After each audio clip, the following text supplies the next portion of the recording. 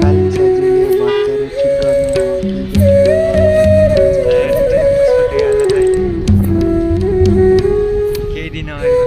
गर्नु जे हुँदैछ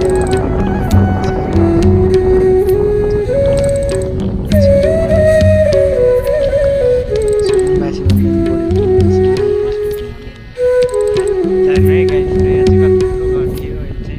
बढी पशुपतिनाथ जाँदा पनि यस्तो भन्नु बाटो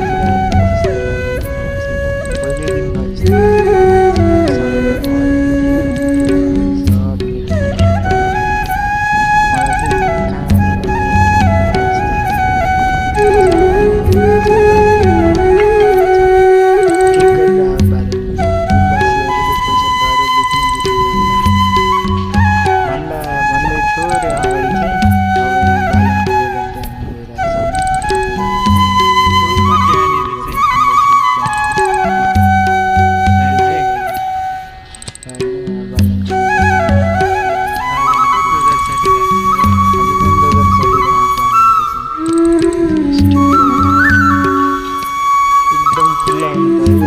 यस्तो मन्दिरको नाममा धब्बा बनाएर राख्छ क्या नेपाली लड्ने मान्छेको जिन्दगी कसरी कहिले जानियो केही थाहा छैन। त्यसैले जे गर्नुहुन्छ राम्रो काम गर्नुहोस्, हजुरलाई जिन्दगीमा राम्रो हुन्छ।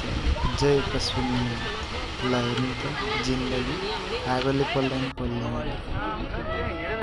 ल हेर्नु गाई जिन्दगीको यथार्थ बुझ्नु छ भने पशुपतिको दर्शन गर्नु एकचोटि सच्चा मनले गाइजहरू। ल हेर्नु कमेन्टमा जय पशुपतिनाथ। ल हेर्नु गाई जिन्दगी यही नै हो है।